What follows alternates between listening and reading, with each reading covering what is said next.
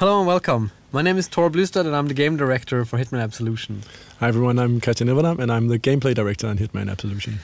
We are very excited and proud to finally share with our longtime fans and everybody else out there what we've been working on very passionately for quite some time now. Indeed, I mean, Agent 47 literally was the start for IO Interactive, and it's by far our largest undertaking to date, building Hitman Absolution.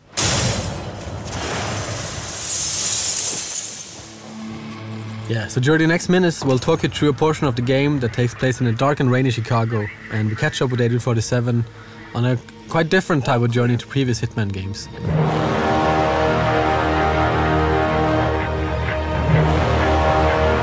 There's a citywide manhunt for him and he's been tracked down to this derelict library.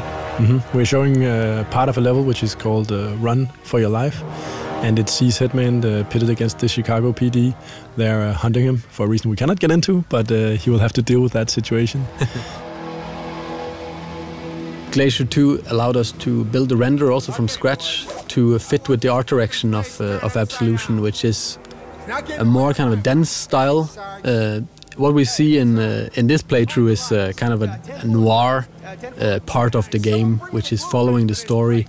The story and the art direction is quite closely linked, so that as 47 kind of goes through his journey throughout the game, the style of the game and the whole look will change with him.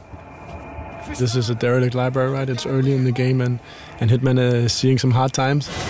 And later, as he hopefully succeeds, the environments will change to reflect that, right? Yes, and also, I mean, this part of the game is called Run for Your Life. So this is where there's a manhunt. He's been compromised. He's on the run, and he starts empty-handed. So it's perfect for us to show off our mechanics in a natural way, where we kind of build up the character throughout this playthrough. And as you can see here, coming up is one of the new features we introduced in Absolution, which is Instinct. Yeah. As you've seen, Agent 47 can sense his enemies through walls, and he can see or try to predict the path they're going to take. And this feature is something that allows for actually looking at what the AI is doing in the 3D world instead of other places and trying to figure out what to do. But also it was also a feature that got added when the AI got so complex and hard to handle for us and the team. We needed some tools for ourselves to actually make sure that we could play the game.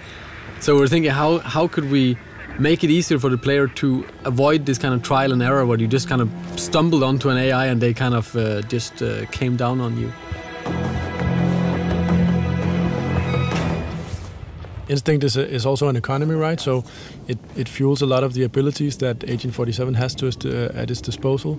And this also means that, how much you use it will also depend on what difficulty you're playing the game. On the easier difficulties, it will be quite abundant. But on the harder difficulties, you have to really make some choices about what you want to do. Do I want to check for enemies? Do I want to use my disguise powers? Or what do I want to do? Can't find him at the light. Yeah, I hear you. I hear you. Oh. We can see Agent 47 is messing around with poor Fisano. I think when this trailer went live, we got a lot of feedback on the Fisano character, right?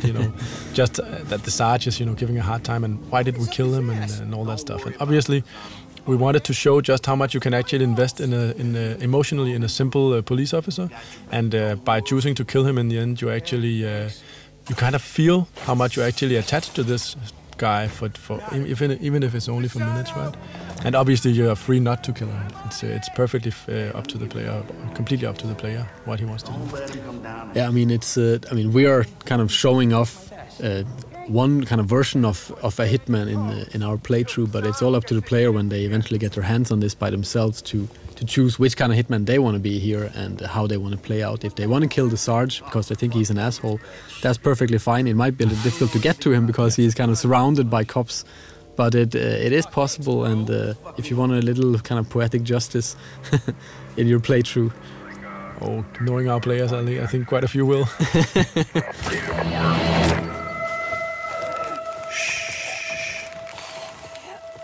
I mean, that's also part of the replayability, that you can always go back to an area and there's tons of different stuff to explore. You read? No, I can't say I do. Good. Waste your time. I also think it's interesting, right, that you have on one hand you have this kind of calm and collected Hitman or Agent 47 that will choose his battles and foreseeably avoid as much as possible, being quite emotionless. But on the other hand, you have the player who really wants to invest himself in the world, right? Killing the Sarge is not super professional, but it feels damn good. So what do we want to choose?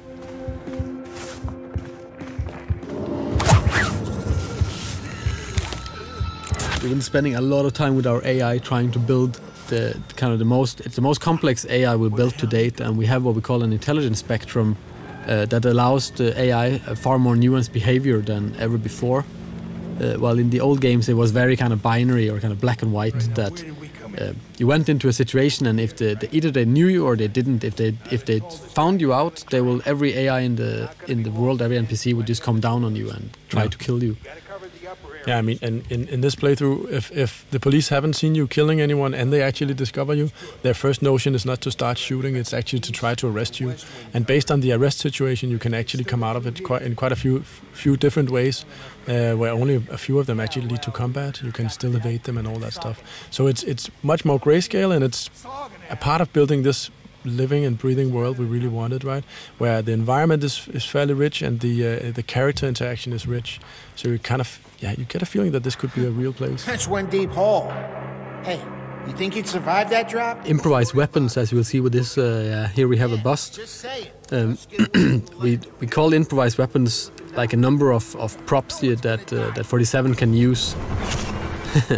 The improvised weapons have obviously some gameplay relevance in the sense that they do some quick and clean kills, but it's also a choice of style, basically, as also we see later in the hippie apartment. It often has this dark humor twist to it, which items you choose and how do you want to apply them to the AI, if we can talk about it like that.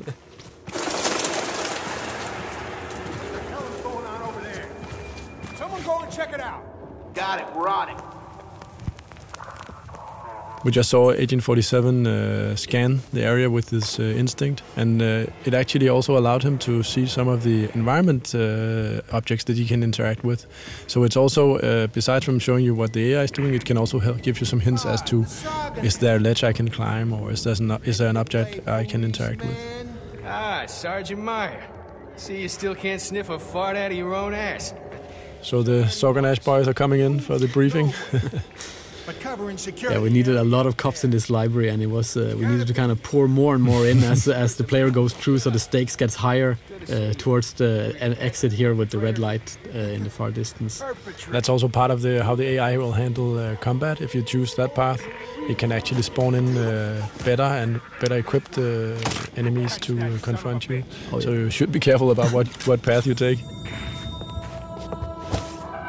Yeah, I mean, if you start a big fight in here, you will risk that SWATs are kind of spawned into this area as well, which will make it quite a lot difficult.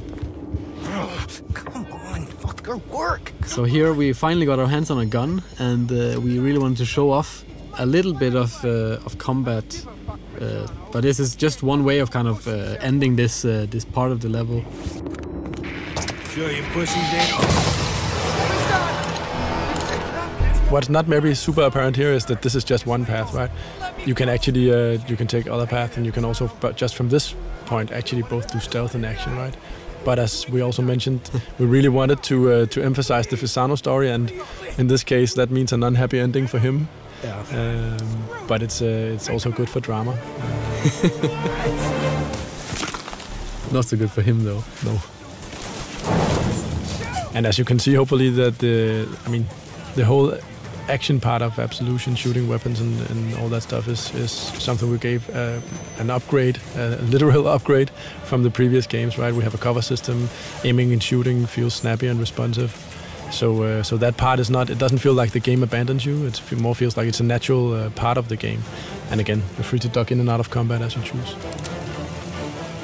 Yeah, I mean, if you retreat from combat, then they will eventually stand down and maybe not into talking about their daily lives anymore, but at least into something more forgiving.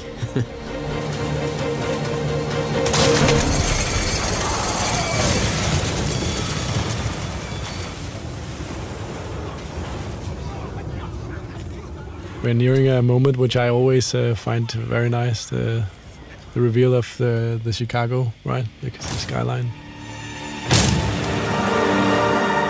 speaking of Glacier 2, I always, I really love the way the rain trickles down his head. It's really, the skin shade and the reflections there are pretty nice. Yeah, they have been spending a lot of time on that. Since we don't have hair on our main character, it's it's all about what kind of environmental effects we can make on him and his suit. So running from police, this is part of obviously the run for your life level. Agent 47 is hunted by police, and this is something we really wanted to show. Allow ourselves sometimes to just set the stage a little bit. And this is obviously a more tight linear sequence. But again, we're talking about NPCs and kind of characters of the game, and we really wanted a helicopter that was kind of like a personal helicopter, like it was humanized and not just like a hunk of metal with a huge gun.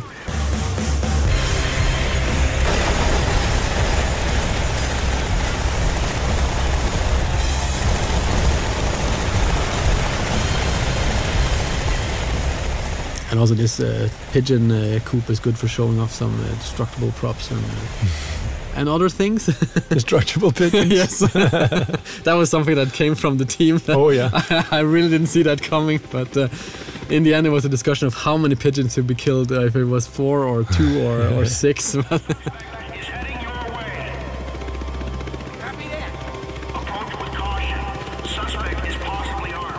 Another feature that makes a return in Absolution is obviously the disguise gameplay, and it's always been central to the franchise, this ability of Agent 47 to impersonate the people around him, right? Take their clothes as disguise.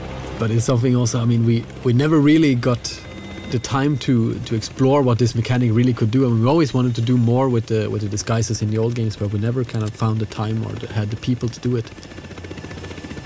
I really wanted this feeling of hiding in plain sight. That's been the theme throughout the talk of what do you do in a disguise. As we can see later, that's coming up. But also just the feeling of actually walking around where people don't really know who you are. It's quite powerful. It's an experience that is very close to the Hitman games. And as we can see, Hitman is slowly approaching the hippie apartment. And I think that's very interesting in terms of how do we build a new AI, what do we mean when we talk about doing new stuff. And in this case it introduces the concept of a trespassing zone.